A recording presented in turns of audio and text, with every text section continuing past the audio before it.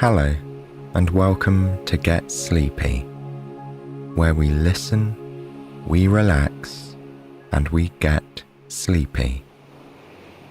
I'm Tom, your host. Thanks for tuning in.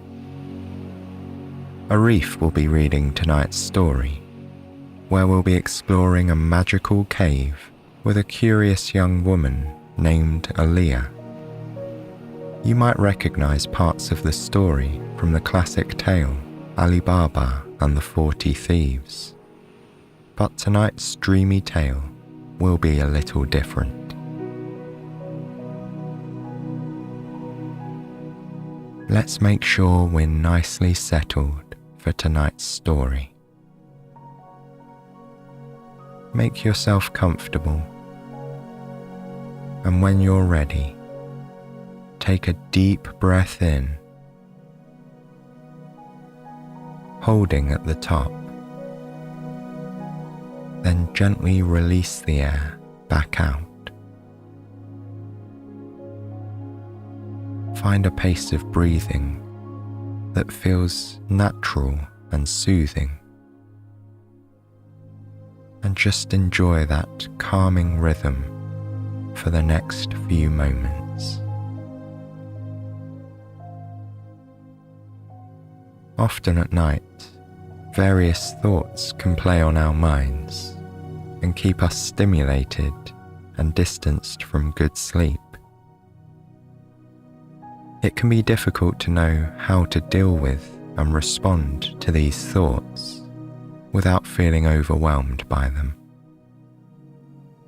But the key is to keep it simple. Each time a thought pops up in your mind, acknowledge the thought, but just try saying, "Not now." By responding with "not now," you're sending a signal to your brain that you've seen that thought, but this is not the opportune time to deal with it. So it can gently float away like a cloud drifting across a blue sky. And when you're better prepared to deal with that thought, it will come back to you during the day. So continue to breathe at a gentle pace and allow your mind to soften and settle. Now, invite your imagination to be your guide as you imagine a sprawling valley. A patchwork of green blankets the landscape, indicating that this is lush farmland.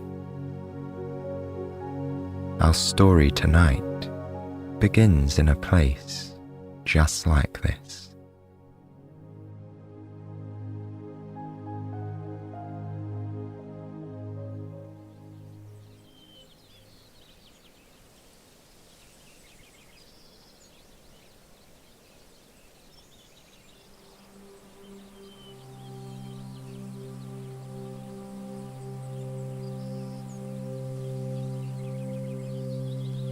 We are in a lovely valley, green with olive groves that have been here for hundreds of years.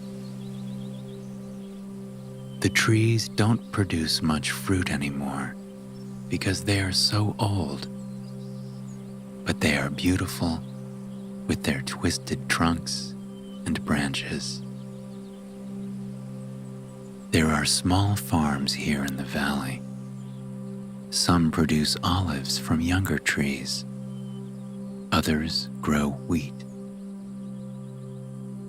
The valley is on the outskirts of the kingdom of Walid. The king is kind and just, but it's a large county and not wealthy. Remote areas don't get much attention, which makes the valley popular as a hiding place for outlaws. Our hero, though, is not an outlaw. She's a poor, honest, hard-working artist. Aliya lives with her mother and father in Bispis, one of a handful of villages in the valley. Their cottage is one room. In the far corner at the back is the stove where her mother bakes bread to sell at the village market. Next to it is the table where her father weaves baskets, which he also sells. Against one wall is their big bed, and on the opposite side is Aliya's small bed, which she shares with her dog, Kalb. It's tidy and cozy, and the family is happy there. Outside, behind the cottage, is where Aliya creates her art. She loves to carve olive wood that she collects from the valley floor after windstorms. Aliya believes the twisted branches are a gift. She thanks the ancient trees as she picks up the windfall and invests time contemplating the shapes before carving what she sees trapped inside the wood. While her neighbors don't have extra money for art, the nearby village of Bilal is more prosperous. Aliya borrows her father's mule and travels there once a month for the arts and crafts market. Over time, she has become known in the valley for the quality of her carvings and usually manages to sell out each month. One beautiful summer day, a band of thieves rides through Bispis, but Aliya doesn't pay much attention. It happens so often, there isn't anything remarkable about it. They probably are headed to the nearby inn, she thinks. It's known for its good food and comfortable beds. But Aliya has other priorities. There was a windstorm recently, and she needs more wood. That's because she has a special commission. The client owns the flour mill in Bilal and is very wealthy.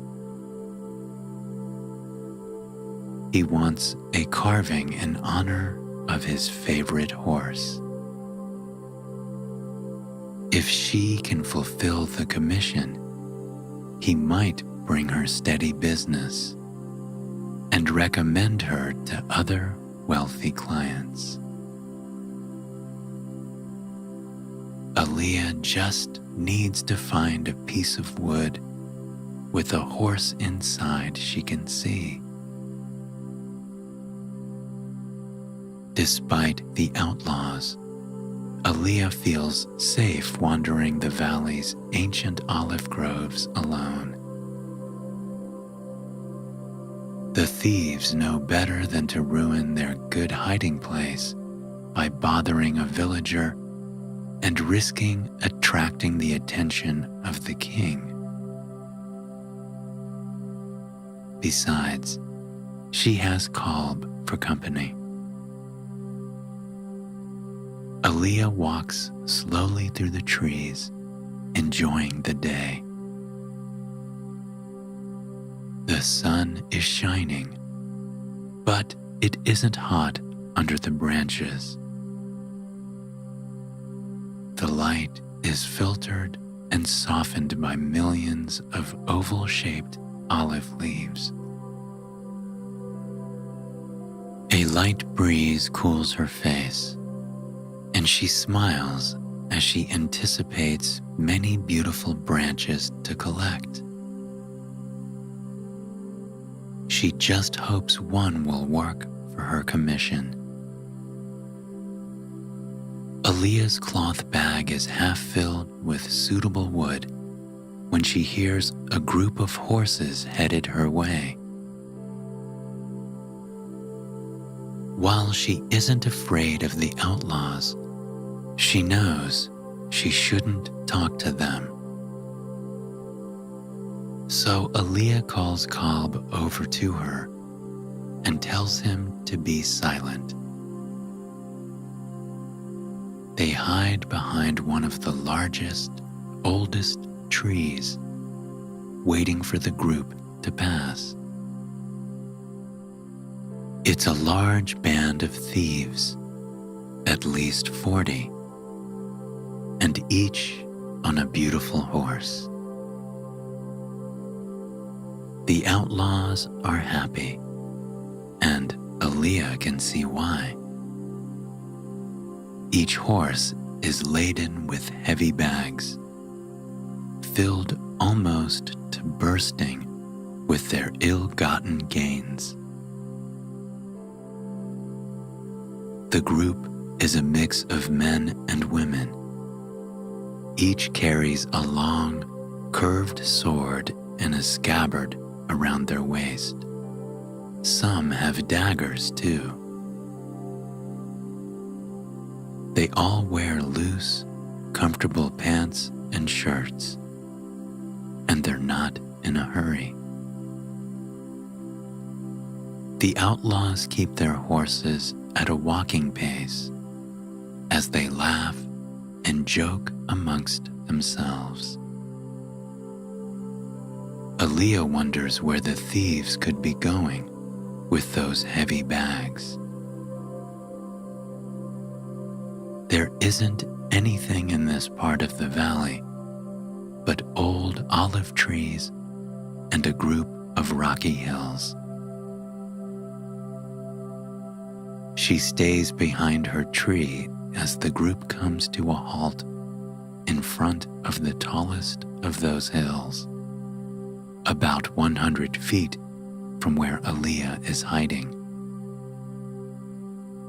The outlaw leader, or so Aliya assumes, gets off her horse and looks around carefully. Then she walks up to the flat part of the rocky cliff face, stands in front of it, and whispers, "Open sesame." Aliya gasps as an opening in the cliff face magically appears.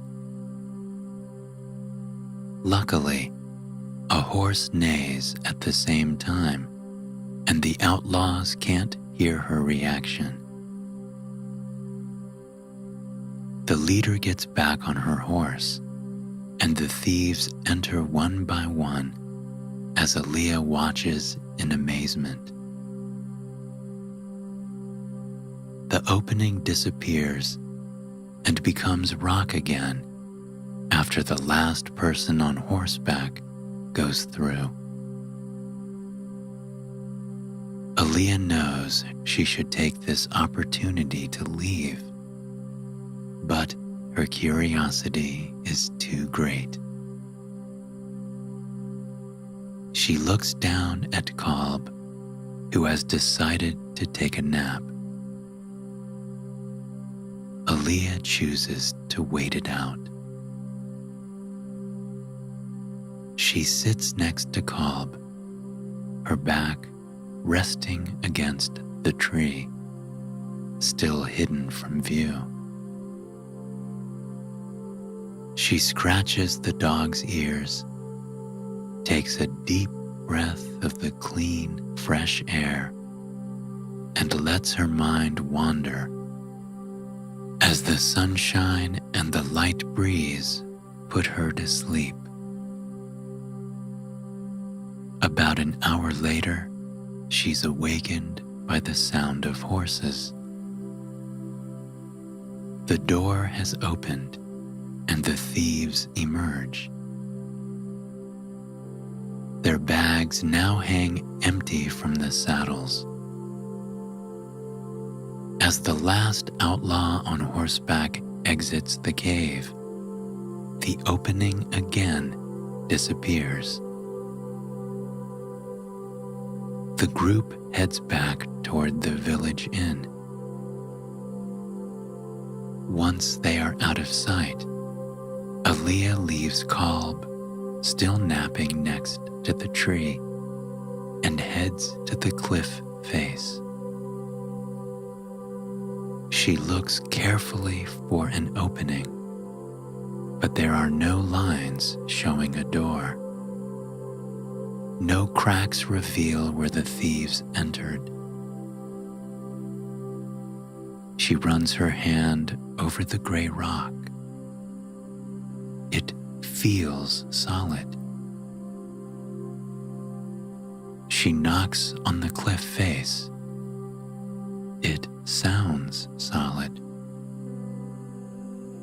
There's no hint that anything is inside except more rock.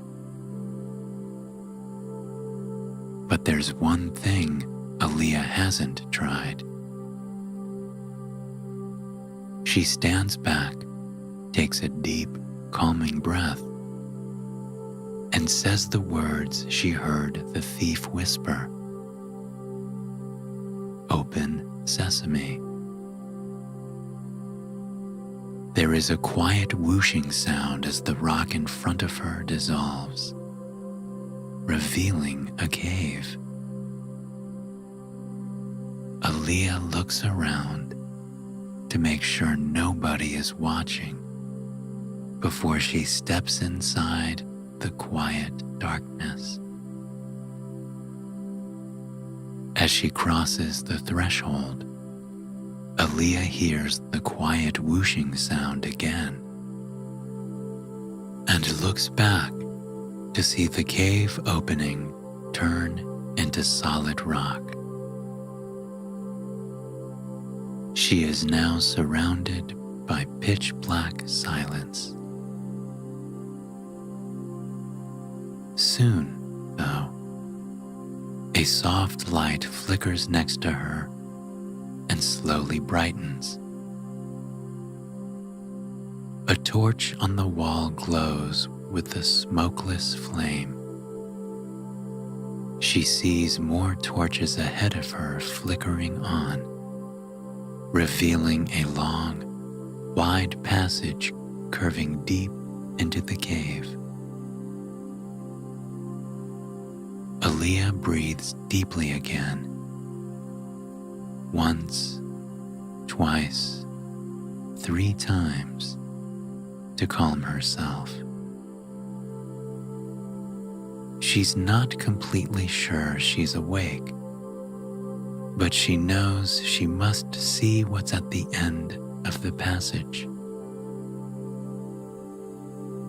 She starts walking, slowly, following the torch-lit path. The passageway is wide and tall, perfect for people on horseback. Aliya notices the air is fresh. There must be an opening somewhere for ventilation. She wonders how such a cave could exist without any of the villagers knowing. How long has it been here? What kind of magic created an opening that disappears with a simple command? After minutes of walking, Aliya is eager to learn what's at the end of the passageway. A curve ahead shows she's coming to something much brighter than the gentle light of the torches. She starts to breathe a little faster, anticipating what she might find. Aliya comes around the bend and stops, mouth and eyes open wide. She has arrived at a huge cavern, filled with mounds of treasure. To her left are piles of golden coins. Some are small and thin, similar to what she gets for her best artwork.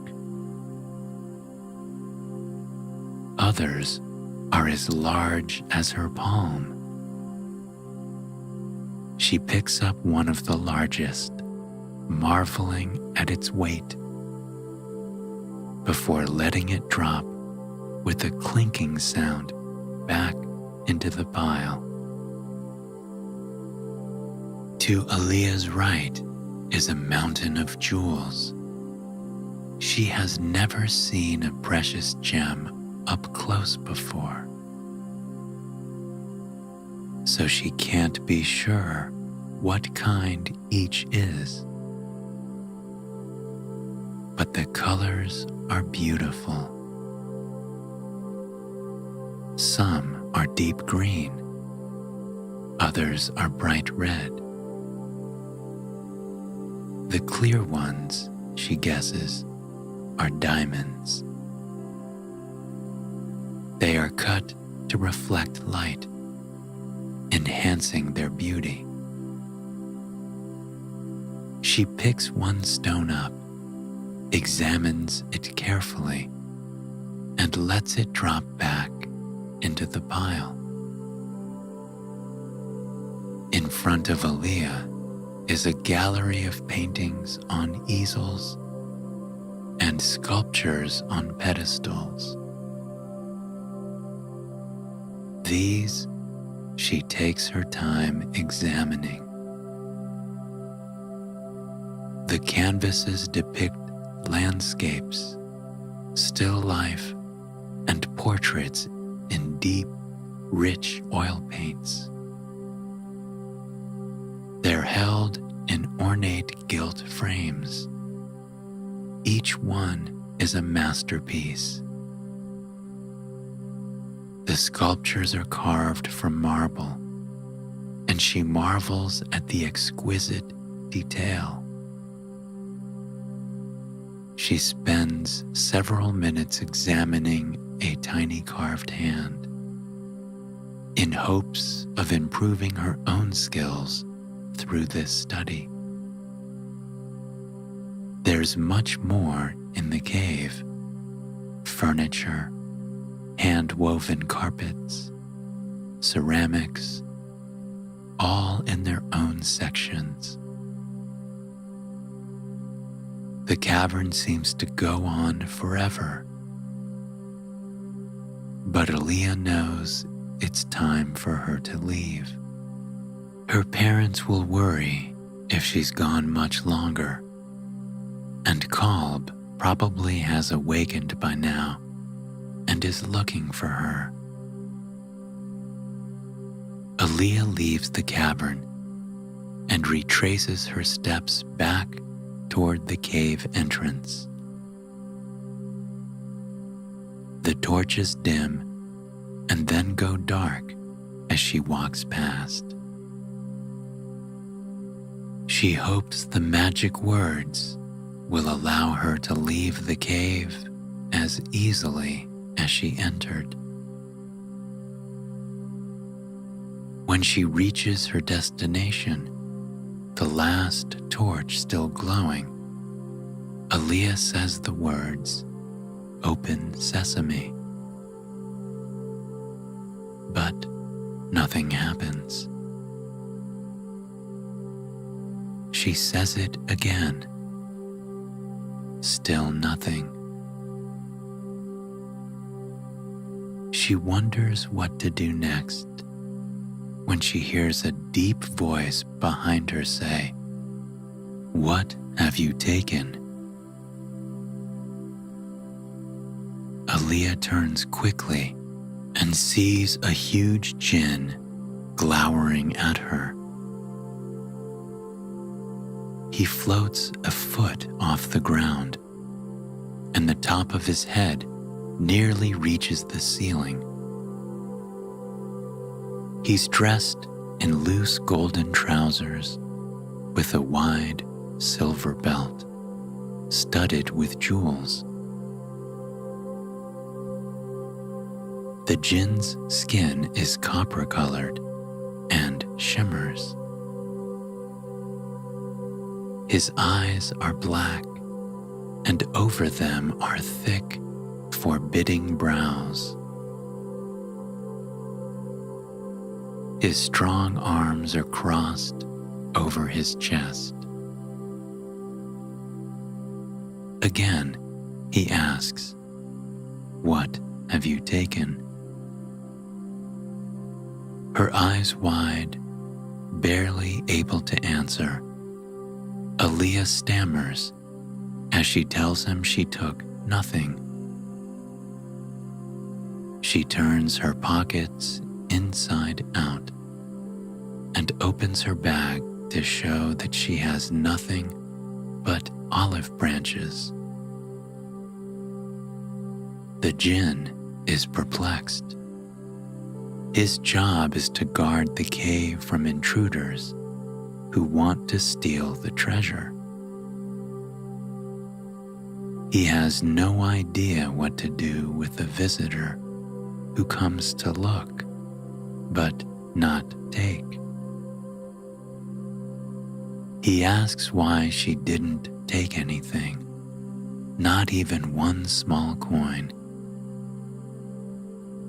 Aliya says the cave is filled with stolen things. She can't take even a single item, because then she would be a thief too. The jinn had never met an honest person before. He has always been in service to thieves. This new way of thinking impresses him, and he wants to reward Aliya somehow. The jinn asks Aliya what she wants for herself. She thinks about it for a minute, and then says all she really wants is to go home after finding an olive branch that she can use to carve a beautiful horse for the miller. The jinn smiles at such a simple request. He nods and tells her to go home.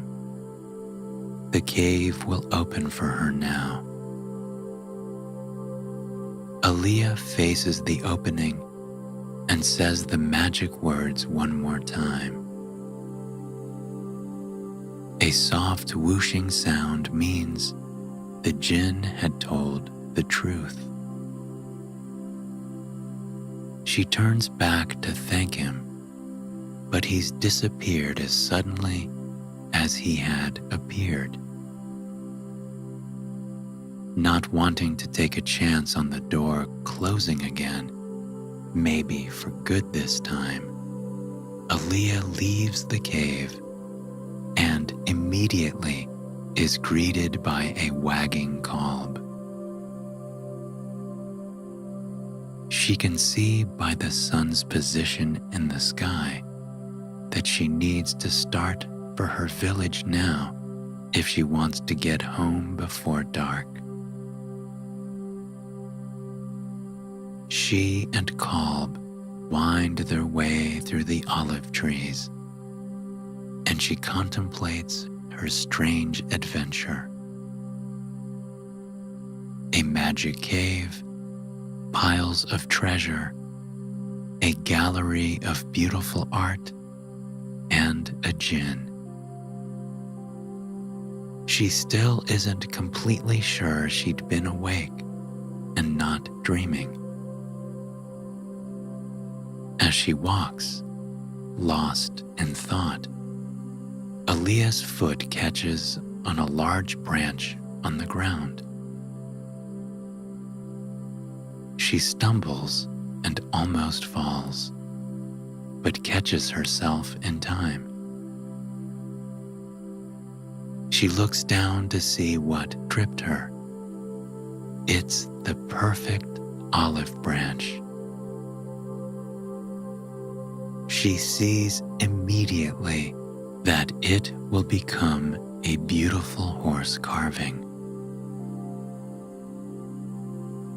Aliya looks back in the direction of the cave, now out of sight, and sends a silent thank you to the jinn.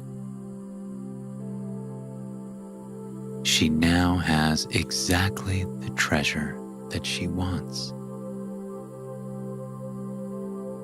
When Aliya gets back home, she helps her father prepare the evening meal. And as the family eats, she tells her parents about her adventures. They are amazed, but her mother suggests she might have been dreaming while napping under the big olive tree. Maybe, Aliya says, but it certainly seemed real. And she did get the exact olive branch she was looking for, a gift from a jinn. The day's adventures have made Aliya tired, and she's ready for a good night's sleep.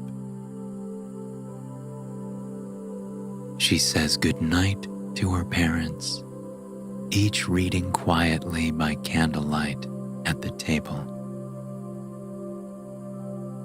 Aliya gets into bed, pulls up the warm blanket, and rests her head on the soft pillow. Kalb climbs up next to her, curls up against her side, and lays his head on her stomach. She closes her eyes and envisions the inside of the cave. Aliya paints a picture in her mind of the glittering mounds of gold and jewels. She recalls the magnificent paintings and sculptures on display in the lonely gallery.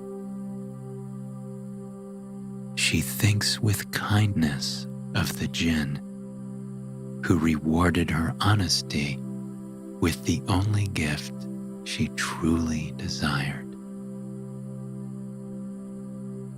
Perhaps she would carve something for him to show her gratitude and leave it outside the cave.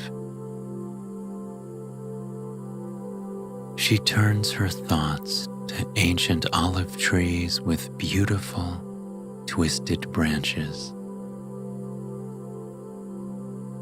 She thinks about fresh breezes, dappled sunshine, and quiet walks with Kalb. And then she drifts off to sleep.